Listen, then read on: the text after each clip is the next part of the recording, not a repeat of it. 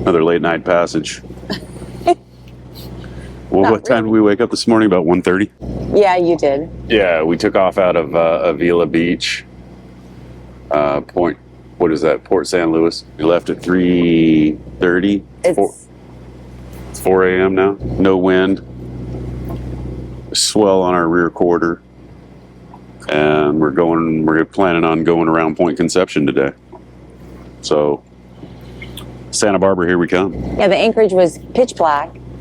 We were the only boat with an anchor light on, and there's, I don't know, 50 boats anchored or moored. Yeah, there's a mooring field out there. Yeah, so it was a little tricky getting out. I mean, it wasn't hard, but we were kind of on the edge, luckily. But there was also a weird barge. It wasn't weird. It wasn't even a barge. It was It's like small. made out of pallets. So it was like a little pallet thing with a bunch of sea lions on it, and it's not lit either. So I think they put that out there on a mooring just to keep the sea lions off of people's boats. that could be. We saw orange construction fencing on some of the boats that seem to be a little more permanent, if you will. Yeah. And maybe that orange construction fencing keeps those sea lions from hauling out on little sailboats. Yeah, maybe. Today was the first day that Twitchell hid from us outside before we left. So she was kind of running around doing whatever, excited that everybody was awake in the middle of the night. And then I put on my foul weather pants and she ran outside and she hid under the dinghy and we had to actually chase her down and get her back in the boat. So that was first. Poor thing. She just hates the motor so much. But it's pretty dark. You can see here's the coastline. We got like 10 hours of motoring.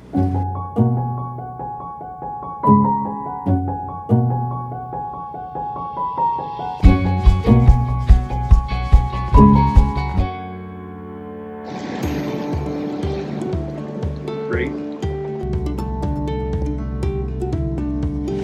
Buckle up again. It's cold. What is it, 9 o'clock? You're so close to my About face. 9 a.m. Get out of here.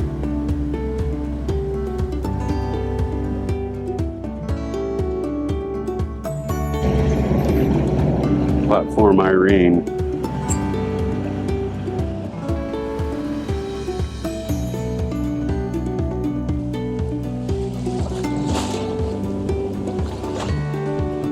Space Force. So right now we are rounding Point Conception. So we opted to pick a very mild day. We've got 5 knots of wind. Swell is behind us, so it's pretty nice. Tuesday, I think, afternoon, there's a southeasterly coming in. So if we didn't round it now, we'd be stuck up north for like a week or so. So this is better than that. This is what we're doing. So here's where we are. It's like, And it's only noon. It's like almost 1. It's 12:15. So because we left really early this morning, we left like at 3:30 from Port San Luis. It's been like 10 hours, I guess, about how long it takes to get here, motoring at least. And we could continue on, I think, along the coast. Eventually we're going to end up in Santa Barbara, probably the actual harbor, because there's supposed to be some really strong winds coming from the southeast, and this is all going to be a lee shore unless we go out to the islands. So we're going to talk about that, what we want to do. We'll figure that out. But for now, we're just, because it's been a long day, we're just going to go to the first anchorage, which is Coho Anchorage, right around the point here, and then kind of just chill for the rest of the day. At least that's my plan. I don't know what Rich is doing. sounds like a pretty good plan. All right, so we just got to the Coho Anchorage, and Rich is losing his mind about how clear the water is. Sadly, you can't fish here, so. Marine protected area. But he might die. He might go down and look at our anchor because we're not quite sure it's set. So we'll see if he does It's just that. a poor excuse to put on my new wetsuit. That's right. You've never worn. I know. Yeah. So anyway, that's what we're doing. We are anchored for the rest of the day. It's 1:15, and we're the only ones here, which is nice. It's pretty flat, I would say. This is not too rolling. Yeah, it's got a little bit of a swell, but it's nothing. There's kelp beds all over. But this is what it looks like. You get the bluffs over here.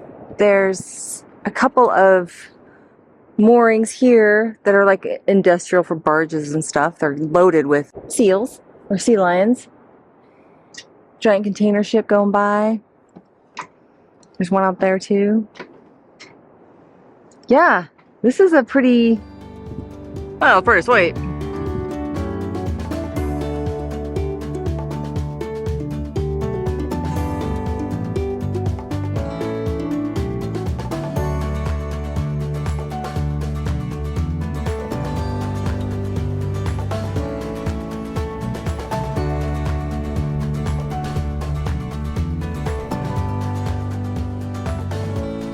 So we made it to Santa Barbara for a few days. There's a storm coming in, and not sure we're gonna have a video because we've got to return our Starlink.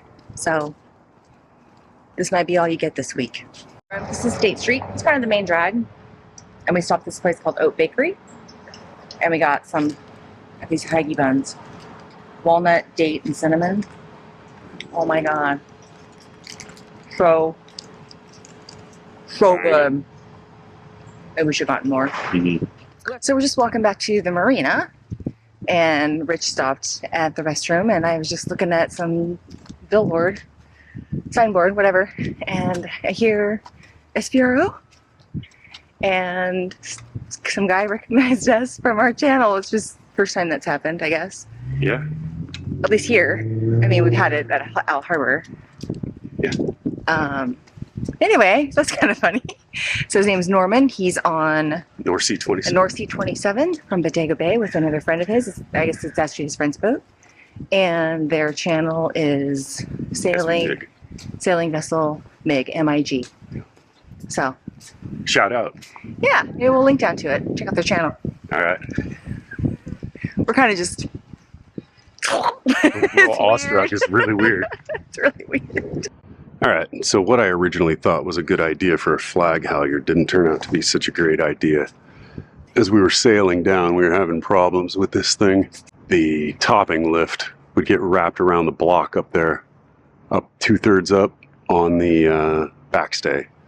And a couple of times it was making me nervous, and it's really hard to unwrap once it is wrapped up. So I'm gonna go up there and take that thing down.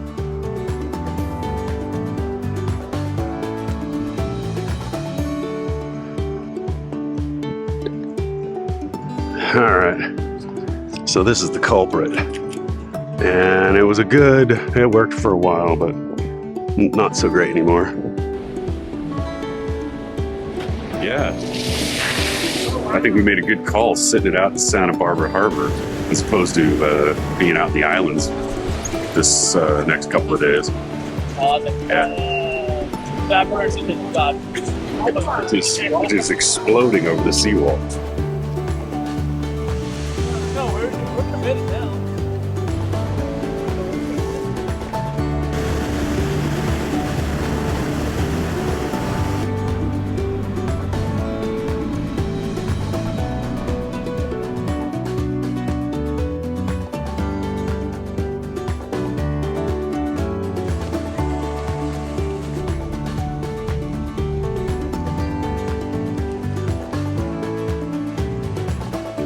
We are here in Santa Barbara hanging out, and we ran into another couple of guys. They got a YouTube channel. This is Sailing Vessel Mig, and this is their North Sea 27.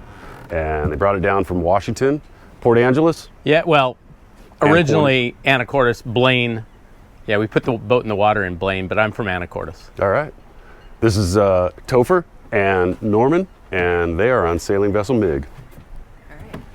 So you want to start here and do the tour Sure. kind of like we did on yours? Yeah. So, yeah, my bowsprit that I rebuilt, but then I didn't sand it well enough when I put the outer layer of, there's a UV protector that you can add to it, and I didn't sand it well enough. So that's why it looks so ratty. Needs to be redone, the surface of it. But yeah, so I rebuilt the bowsprit. It was all, I had bees living in it, actually. And so that was kind of a project that Rich knows what that's like. So, and I've got, yeah, the Rockna anchor, and I've got a Delta there. I have 230 feet of chain on the Rockna and 60 feet of chain on the Delta, and then a ton of rode. There's no roller furling. She's old school. And we have a manual windlass. Oh yeah. Little manual windlass that works really well. It's really not too much of a hassle, but I prefer Norman's Maxwell 48 volt windlass. And yeah, so we have a suite of sails. We have a 110 working jib with 2 reef points in it, and then a drifter, a 150 drifter Genoa. It's also in this bag. It's a light air spinnaker cloth drifter, which is really nice because you can actually go to windward with that one in light air, which is nice.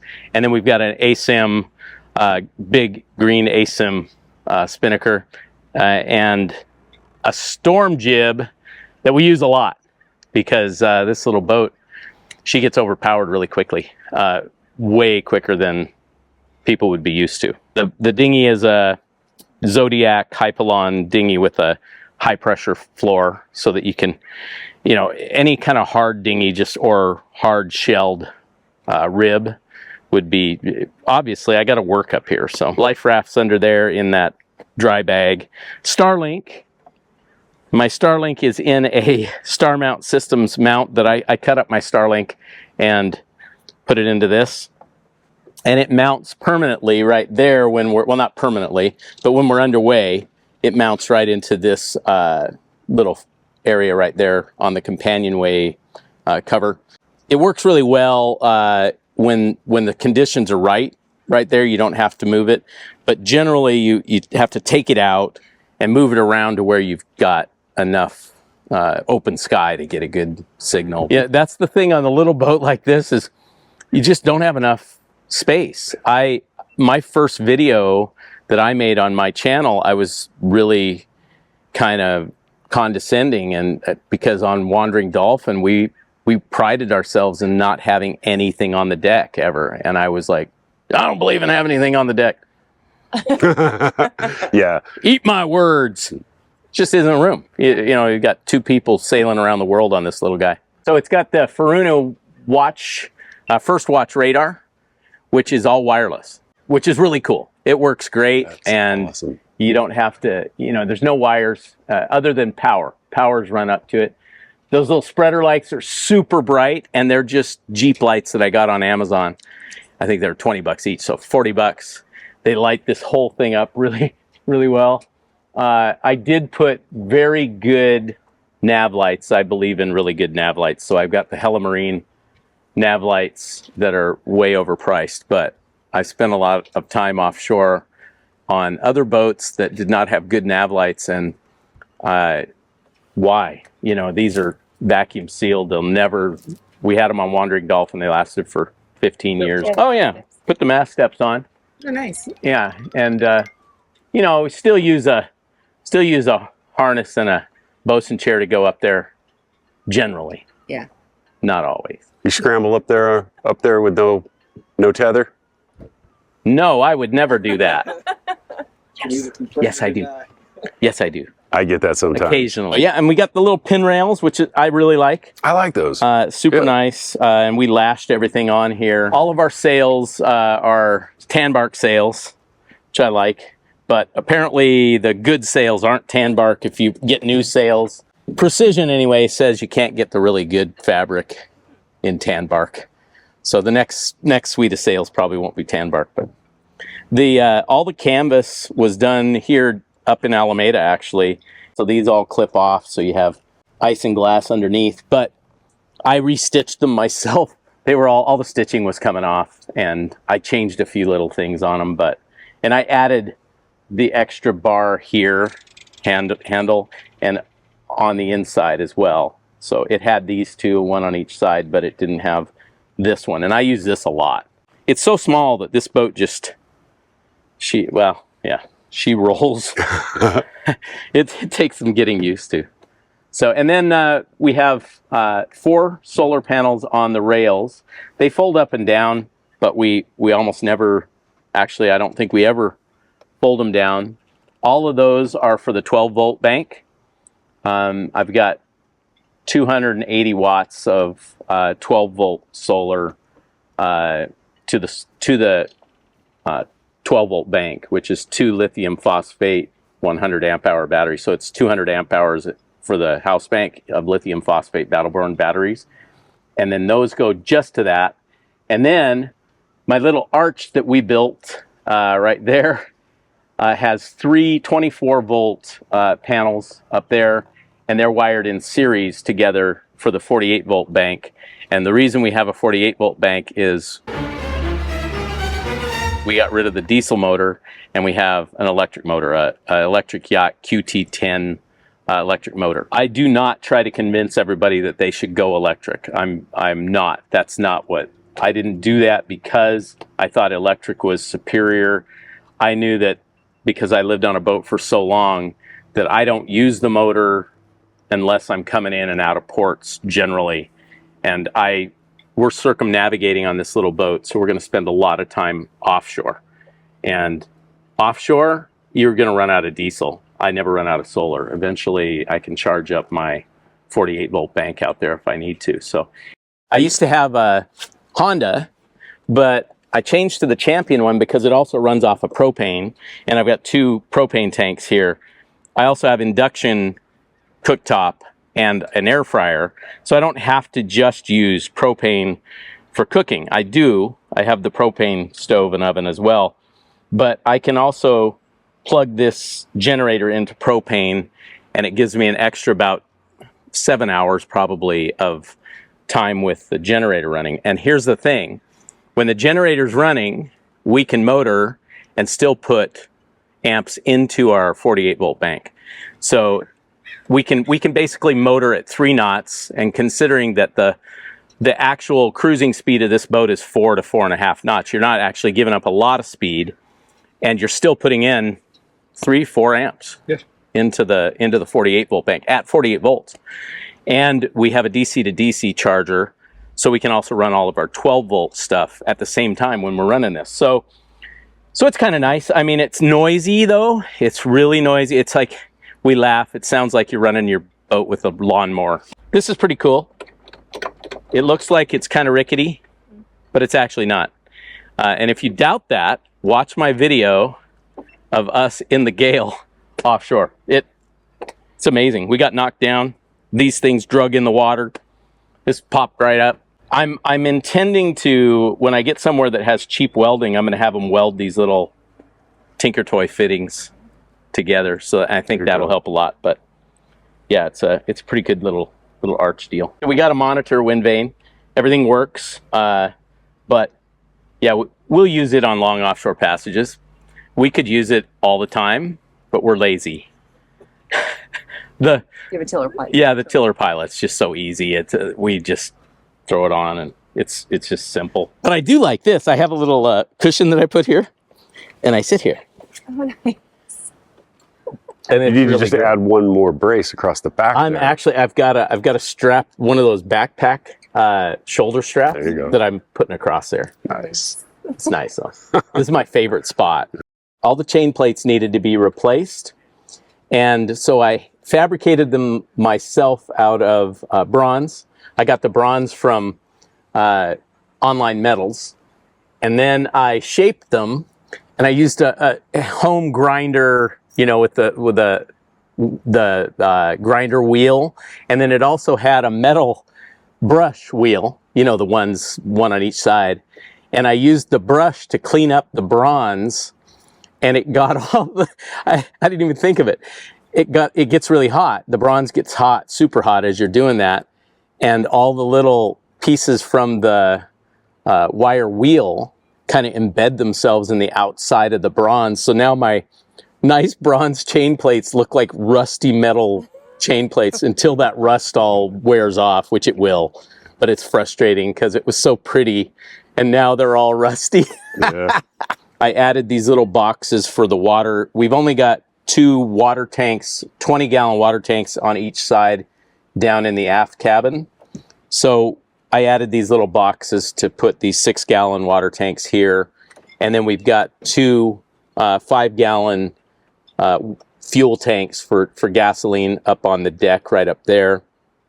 And then some little 2-gallon ones. So we carry about 18 gallons of gasoline, which we can go for about 4 hours of motoring on a gallon, which is more than adequate for what we need to do. And again, when we're sailing across like to Hawaii in January, we probably won't use the generator hardly ever. We almost never have to use it just to charge the batteries. If we're not having to motor, we really don't need to use it. The 12-volt load is so low on this boat. Everything's LED and wireless. All of my nav stuff is wireless. It's all, you know, everything can be charged on its own. So really our draw, the biggest draw we have is my refrigerator. And, you know, eventually it's a small refrigerator. You eat all the food, then it becomes dry storage. No more draw. Join us next time as we continue our conversation with Topher and Norm and do a tour on the inside of Sailing Vessel Mig. Lights and sirens is appropriate. Ended up in a not so great part of town somehow on foot. So we're gonna head towards the beach now.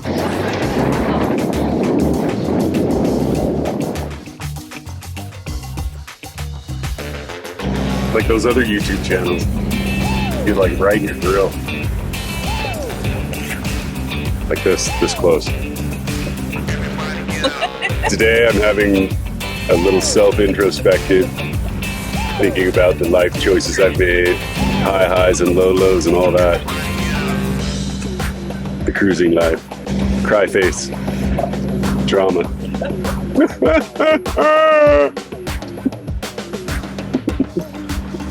I'm having a moment. I just need to go downstairs and sleep.